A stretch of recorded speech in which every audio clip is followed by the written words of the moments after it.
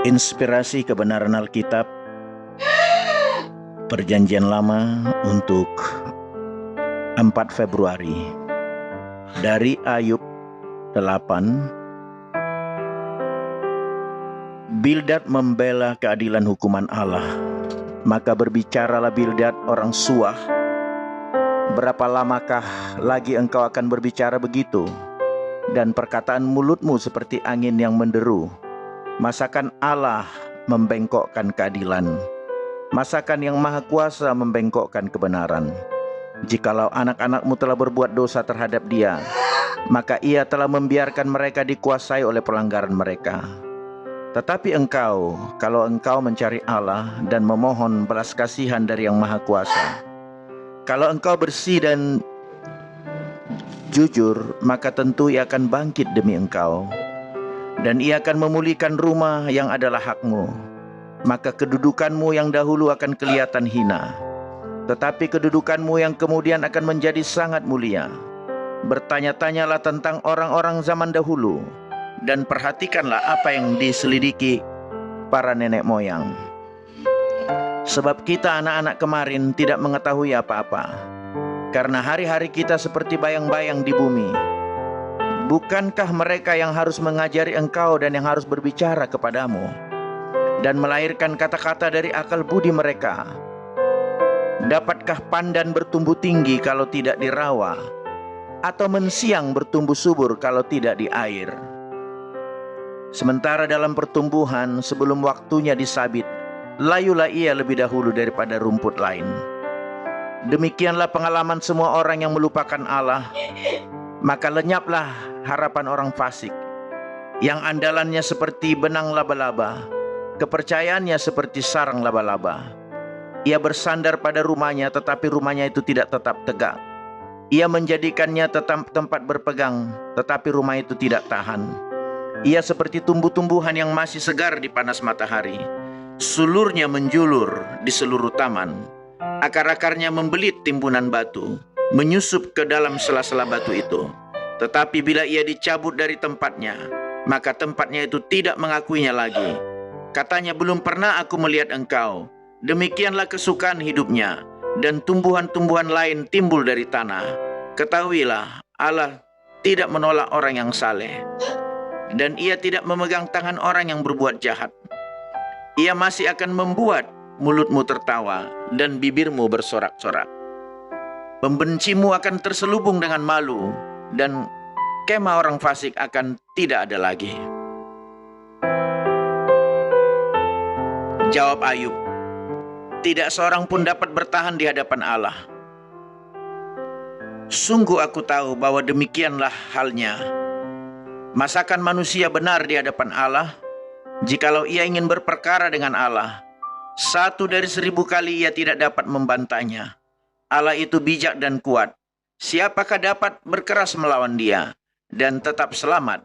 Dialah yang memindahkan gunung-gunung dengan tidak diketahui orang, yang membongkar bangkirkannya dalam murkanya, yang menggeserkan bumi dari tempatnya sehingga tiangnya bergoyang-goyang, yang memberi perintah kepada matahari sehingga tidak terbit, dan mengurung bintang-bintang dengan materai, yang seorang diri membentangkan langit dan melangkah di atas gelombang-gelombang laut, yang menjadikan bintang biduk, bintang belantik, bintang kartika, dan gugusan-gugusan bintang ruang selatan, yang melakukan perbuatan-perbuatan besar yang tidak terduga, dan keajaiban-keajaiban yang tidak terbilang banyaknya.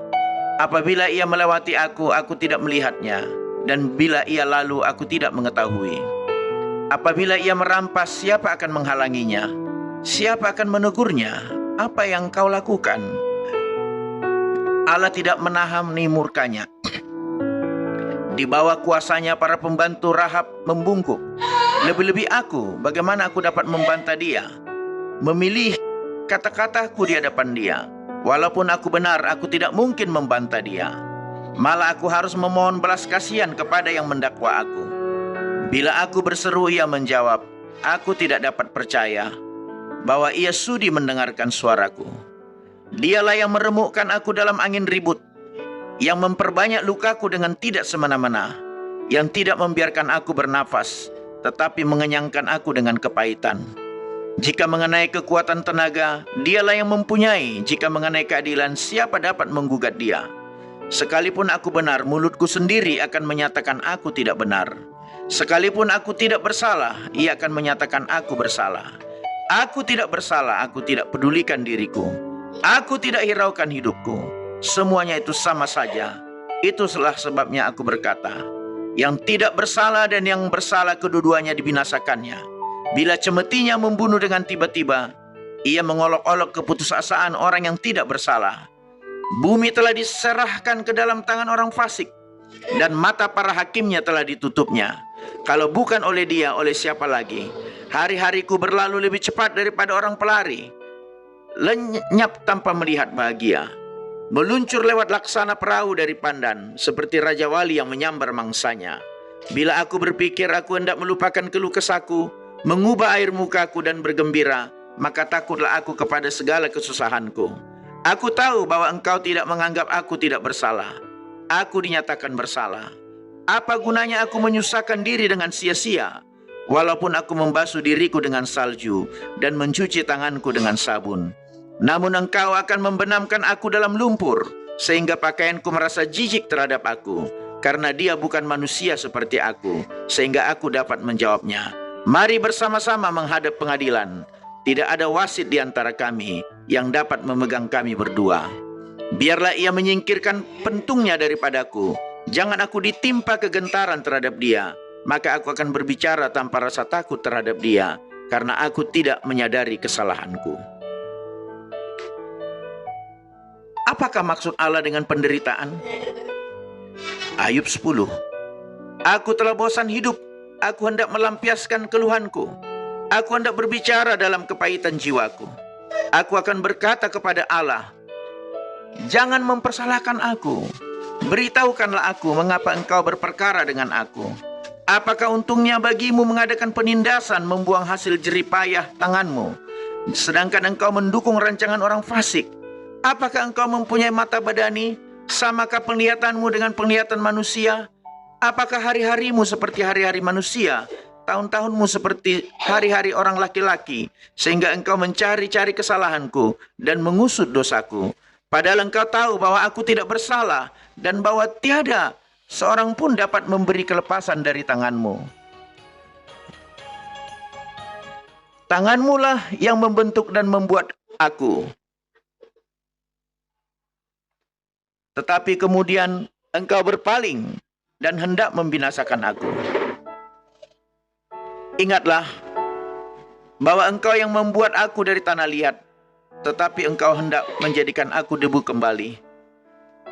Bukankah engkau yang mencurahkan aku seperti air susu dan mengentalkan aku seperti keju? Engkau mengenakan kulit dan daging kepadaku, serta menjalin aku dengan tulang dan urat. Hidup dan kasih setia kau karuniakan kepadaku, dan pemeliharaanmu menjaga nyawaku. Tetapi inilah yang kau sembunyikan di dalam hatimu. Aku tahu bahwa inilah maksudmu. Kalau aku berbuat dosa, maka engkau akan mengawasi aku, dan engkau tidak akan membebaskan aku daripada kesalahanku. Kalau aku bersalah, celakalah aku, dan kalau aku benar, aku tak akan berani mengangkat kepalaku. Karena kenyang dengan penghinaan dan karena melihat sengsaraku. Kalau aku mengangkat kepalaku, maka seperti singa engkau akan memburu aku dan menunjukkan kembali kuasamu yang ajaib kepadaku. Engkau akan mengajukan saksi-saksi baru terhadap aku, karena engkau memperbesar kegeramanmu terhadap aku, dan pasukan-pasukan baru, bahkan bala tentara melawan aku. Mengapa engkau menyebabkan aku keluar dari kandungan? Lebih baik aku binasa sebelum orang melihat aku. Maka aku seolah-olah tidak pernah ada. Dari kandungan ibu aku langsung dibawa ke kubur. Bukankah hari-hari umurku hanya sedikit? Biarkanlah aku, supaya aku dapat bergembira sejenak sebelum aku pergi dan tidak kembali lagi ke negeri yang gelap dan kelam pekat, ke negeri yang gelap gulita, tempat yang kelam, pekat dan kacau balau, di mana cahaya terang serupa dengan kegelapan. Inspirasi Alkitab. Dalam hidupmu tidak ada yang mustahil bersama Tuhan. Terkadang ketika kita melihat kesengsaraan orang lain, kita tergoda untuk memberikan penjelasan, saran dari sahabat Ayub, Bildad, kita melihat dia memberikan juga kebenaran, tapi ada kepalsuan. Ketika Ayub menjawab, katanya, "Sesungguhnya aku tahu bahwa hal ini benar." Dengan kata lain, ia menunjukkan apa yang dikatakan Bildad adalah benar, tetapi tidak semuanya. Ayub menolak penjelasan Bildad tentang mengapa ia menderita. Ayub menyatakan isi hatinya, ia berseru kepada Tuhan, "Aku hanya ingin memohon belas kasihan Tuhan." Ia berharap tidak pernah dilahirkan. Ia mengakui perjuangan dan keraguannya, dan bahkan kemarahannya atas apa yang terjadi kepadanya. Dia berkata, "Aku benci hidupku, oleh karena itu aku bebas mengeluh dan berbicara mengenai kepahitan jiwaku." Namun di tengah-tengah semua ini, dia mengakui bahwa tidak ada yang mustahil bagi Allah. Ayub berkata, "Hikmat Tuhan sungguh dalam, kuasanya sungguh besar." Kita tidak akan memahami semua hal-hal besar yang dilakukan, serta keajaibannya tidak terhitung. Namun Ayub mengakui bahwa kebesaran Tuhan, hak Tuhan. Ayub tidak berpura-pura bahwa segala sesuatu baik. Ia menyatakan apa yang dialaminya. Allah memulihkan keadaan Ayub dan memberkatinya lebih dari kehidupan sebelumnya. Pergumulan atau perjuangan apapun yang sedang kita alami, saudara, seberapapun beratnya hidup, seberapapun kita merasakan kondisi kita mustahil untuk diubah, tapi kita penting untuk mengingat kasih Tuhan kepada kita dan percaya bahwa bersama Tuhan tidak ada yang mustahil. Sebagaimana dikatakan di Matius 19 ayat 26.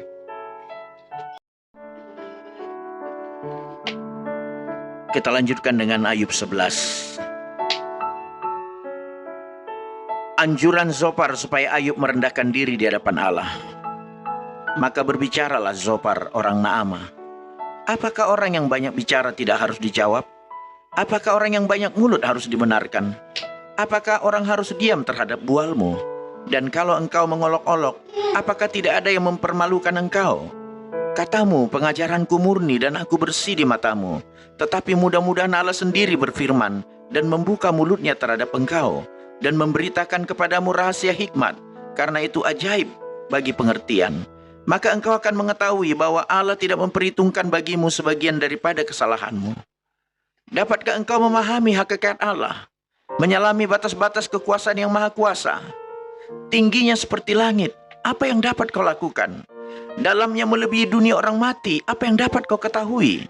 Lebih panjang daripada bumi ukurannya, dan lebih luas daripada samudra. Apabila ia lewat melakukan penangkapan dan mengadakan pengadilan, siapa dapat menghalanginya?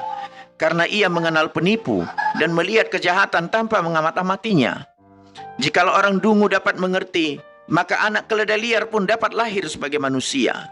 Jikalau engkau ini menyediakan hatimu dan menadahkan tanganmu kepadanya, jikalau engkau menjauhkan kejahatan dalam tanganmu dan tidak membiarkan kecurangan ada dalam kemahmu, maka sesungguhnya engkau dapat mengangkat mukamu tanpa celah, dan engkau akan berdiri teguh dan tidak akan takut. Bahkan engkau akan melupakan kesusahanmu, hanya teringat kepadanya seperti kepada air yang telah mengalir lalu. Kehidupanmu akan menjadi lebih cemerlang daripada siang hari. Kegelapan akan menjadi terang seperti pagi hari. Engkau akan merasa aman sebab ada harapan. Dan sesudah memeriksa kiri kanan, engkau akan pergi tidur dengan tentram. Engkau akan berbaring tidur dengan tidak diganggu, dan banyak orang akan mengambil muka kepadamu. Tetapi mata orang fasik akan menjadi rabun. Mereka tidak dapat melarikan diri lagi. Yang masih diharapkan mereka hanyalah mengembuskan napas. Ayub 12. Ayub mengakui kekuasaan dan hikmat Allah. Tetapi Ayub menjawab, "Memang kamulah orang-orang itu dan bersama-sama kamu hikmat akan mati. Aku pun mempunyai pengertian sama seperti kamu. Aku tidak kalah dengan kamu. Siapa tidak tahu hal-hal seperti itu? Aku menjadi tertawaan sesamaku. Aku yang mendapat jawaban dari Allah bila aku berseru kepadanya. Orang yang benar dan saleh menjadi tertawaan. Penghinaan bagi orang yang celaka, demikianlah pendapat orang yang hidup aman. Suatu pukulan bagi orang yang tergelincir kakinya, tetapi amanlah kemah para perusak, dan tentramlah mereka yang membangkitkan murka Allah, mereka yang hendak membawa Allah dalam tangannya. Tetapi bertanyalah kepada binatang, maka engkau akan diberinya pengajaran. Kepada burung di udara, maka engkau akan diberinya keterangan. Atau bertuturlah kepada bumi, maka engkau akan diberinya pengajaran. Bahkan ikan di laut akan bercerita kepadamu. Siapa di antara semuanya itu yang tidak tahu bahwa tangan Allah yang melakukan itu? Bahwa di dalam tangannya terletak nyawa segala yang hidup dan napas setiap manusia. Bukankah telinga menguji kata-kata, seperti langit-langit mengecap makanan? Konon hikmat ada pada orang yang tua, dan pengertian pada orang yang lanjut umurnya. Tetapi pada Allah lah hikmat dan kekuatan. Dialah yang mempunyai pertimbangan dan pengertian. Bila ia membongkar, tidak ada yang dapat membangunnya kembali. Bila ia menangkap seseorang, tidak ada yang dapat melepaskannya. Bila ia membendung air, keringlah semuanya. Bila ia melepaskannya mengalir, maka tanah dilandanya. Pada dialah kuasa dan kemenangan. Dialah yang menguasai baik orang yang tersesat maupun orang yang menyesatkan. Dia yang menggiring menteri dengan telanjang, dan para hakim dibodohkannya. Dia membuka belenggu yang dikenakan oleh raja-raja, dan pengikat pinggang mereka dengan tali pengikat. Dia yang menggiring dan menggeledah para imam dan menggulingkan yang kokoh. Dia yang membungkamkan orang-orang yang dipercaya, menjadikan para tua-tua hilang akal. Dia yang mendatangkan penghinaan kepada para pemuka, dan melepaskan ikat pinggang orang kuat. Dia yang menyingkapkan rahasia kegelapan, dan mendatangkan kelam pekat pada terang. Dia yang membuat bangsa-bangsa bertumbuh lalu membinasakannya, dan memperbanyak bangsa-bangsa lalu menghalau mereka. Dia menyebabkan para pemimpin dunia kehilangan akal, dan membuat mereka tersesat di padang belantara yang tidak ada jalannya. Mereka meraba-raba dalam kegelapan yang tidak ada terangnya, dan ia yang membuat mereka berjalan terhuyung-huyung seperti orang mabuk. Ayub membela perkaranya di hadapan Allah. Ayub 13. Sesungguhnya semuanya itu telah dilihat mataku, didengar dan dipahami telingaku. Apa yang kamu tahu, aku juga tahu. Aku tidak kalah dengan kamu. Tetapi aku hendak berbicara dengan yang maha kuasa. Aku ingin membela perkaraku di hadapan Allah. Sebaliknya kamulah orang yang menutupi dusta, tapi palsulah kamu sekalian. Sekiranya kamu menutup mulut, itu akan dianggap kebijaksanaan daripadamu. Dengarkanlah pembelaanku dan perhatikanlah bantahan bibirku. Sudikah kamu berbohong untuk Allah? Sudikah kamu mengucapkan dusta untuk Dia? Apakah kamu mau memihak Allah, berbantah untuk membela Dia? Apakah baik kalau Ia memeriksa kamu? Dapatkah kamu menipu Dia seperti menipu manusia? Kamu akan dihukumnya dengan keras jikalau kamu diam-diam memihak. Apakah kebesarannya tidak akan mengejutkan kamu, dan ketakutan kepadanya menimpa kamu? Dalil-dalilmu adalah amsal debu, dan perisaimu perisai tanah liat. Diam, aku hendak bicara. Apapun yang akan terjadi atas diriku, dagingku akan kuambil dengan gigiku, dan nyawaku akan kutatang dalam genggamku. Lihatlah, ia hendak membunuh aku. Tak ada harapan bagiku. Namun aku hendak membela perilakuku di hadapannya. Itulah yang menyelamatkan aku. Tetapi orang fasik tidak akan menghadap kepadanya. Dengarkanlah baik-baik perkataanku, perhatikanlah keteranganku. Ketahuilah aku menyiapkan perkaraku, aku yakin bahwa aku benar. Siapa mau bersengketa dengan aku? Pada saat itu juga aku mau berdiam diri dan binasa. Hanya janganlah kau lakukan terhadap aku dua hal ini, maka aku tidak akan bersembunyi terhadap engkau. Jauhkanlah kiranya tanganmu daripadaku, dan kegentaran terhadap engkau janganlah menimpa aku. Panggillah, maka aku akan menjawab, atau aku berbicara dan engkau menjawab. Berapa besar kesalahan dan dosaku? Beritahukanlah kepadaku pelanggaran dan dosaku itu. Mengapa engkau menyembunyikan wajahmu dan menganggap aku sebagai musuhmu? Apakah engkau hendak menggetarkan daun yang ditiup angin dan mengejar jerami yang kering?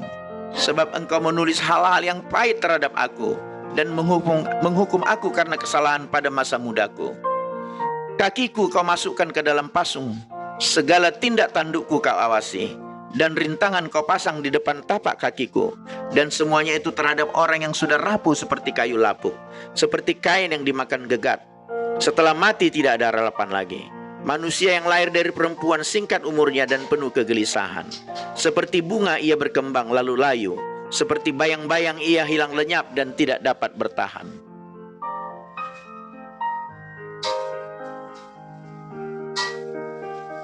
Masakan engkau menunjukkan pandanganmu kepada orang seperti itu dan menghadapkan kepadamu untuk diadili? Siapa dapat mendatangkan yang tahir dari yang najis? Seorang pun tidak.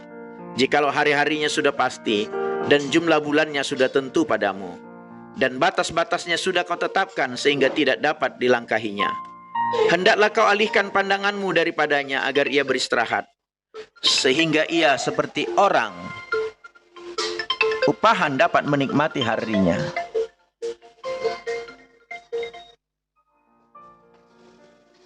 Karena bagi pohon masih ada harapan, apabila ditebang ia bertunas kembali, dan tunasnya tidak berhenti tumbuh. Apabila akarnya menjadi tua di dalam tanah, dan tunggulnya mati di dalam debu, maka bersemilah ia setelah diciumnya air, dan dikeluarkannya lah ranting seperti semai. Tetapi bila manusia mati, maka tidak berdayalah ia. Bila orang binasa, di manakah ia? Seperti air menguap dari dalam tasik, dan sungai surut dan menjadi kering.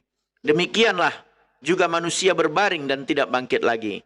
Sampai langit hilang lenyap, mereka tidak terjaga dan tidak bangun dari tidurnya. Ah, kiranya engkau menyembunyikan aku di dalam dunia orang mati, melindungi aku sampai murkamu surut, dan menetapkan waktu bagiku, kemudian mengingat aku pula. Kalau manusia mati dapatkah ia hidup lagi? Maka aku akan menaruh harap selama hari-hari pergumulanku sampai tiba giliranku. Maka engkau memanggil dan aku pun akan menyahut. Engkau akan rindu kepada buatan tanganmu. Sungguh pun engkau menghitung langkahku. Engkau tidak akan memperhatikan dosaku. Pelanggaranku akan dimasukkan di dalam pundi-pundi yang dimeteraikan, dan kesalahanku akan kau tutup dengan lepah. Tetapi seperti gunung runtuh berantakan, dan gunung batu bergeser dari tempatnya, seperti batu-batu dikikis air, dan bumi dihanyutkan tanahnya oleh hujan lebat. Demikianlah kau hancurkan harapan manusia. Engkau menggagahi dia untuk selama-lamanya, maka pergilah ia. Engkau mengubah wajahnya dan menyuruh dia pergi. Anak-anaknya menjadi mulia tetapi ia tidak tahu, atau mereka menjadi hina tetapi ia tidak menyadarinya. Hanya tubuhnya membuat dirinya menderita, dan karena dirinya sendiri jiwanya berduka cita. Inspirasi Alkitab. Berpeganglah pada kasih-Nya dalam melewati saat-saat sulit. Ayub dalam penderitaan tak berpegang pada kasih setia Allah. Dia berkata, ia hendak membunuh aku, namun aku hendak membela perilakuku di hadapannya. Meskipun hidup Ayub lurus, takut akan Allah dan menjauhi kejahatan, dia tidaklah sempurna. Dia berbicara tentang dosa masa mudaku dan berkata, pelanggaranku. Dia menyadari kesalahannya. Kesalahan yang dibuat oleh teman-teman Ayub adalah menganggap penderitaan Ayub timbul karena dosanya. Dalam bagian ini kita melihat Ayub tambah mengeluh terhadap mereka. Mereka harus berkutat tentang dosa dan mendakwa Ayub. Hanya basa-basi, tidak menghibur sama sekali. Akhirnya Ayub berbalik dan membalas, aku pun mempunyai pengertian yang sama seperti kamu. Apa yang kamu tahu, aku juga tahu. Butuh hikmat dalam menghadapi sesama yang sedang menderita. Tidak untuk fasih dalam berbasa-basi, tetapi untuk menyatakan kasih setia Allah melalui tindakan dan kehati-hatian kita dalam berkata-kata. Sikap Ayub lebih dewasa daripada teman-temannya. Dalam penderitaannya dia mengalami pedihnya dijauhi, dan ia pun berseru kepada Allah, mengapa engkau menyembunyikan wajahmu? Namun di tengah semua itu, Ayub mampu berkata pada Allah, ia hendak membunuh aku, namun aku hendak membela perilakuku di hadapannya. Dia mengenal Allah dan cukup percaya kepadanya walaupun di dalam jurang keputusasaan.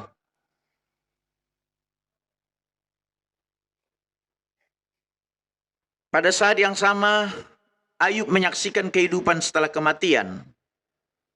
Bahkan kematian dapat memisahkan kita dari kasih setia Allah. Kalau manusia mati, dapatkah ia hidup lagi? Kita lebih diberkati dibandingkan Ayub karena kita tahu perihal salib dan kebangkitan Yesus dan harapan kita kekal abadi di dalam hadirat Allah. Kagum akan kasih setianya yang besar untuk selamanya. Ketika kisah Ayub disingkapkan, kita melihat bahwa Ayub tetap percaya kepada Allah. Allah tidak pernah menjelaskan kepada Ayub kenapa dia harus mengalami semuanya itu. Tetapi keyakinan Ayub dalam kasih Allah terbukti benar.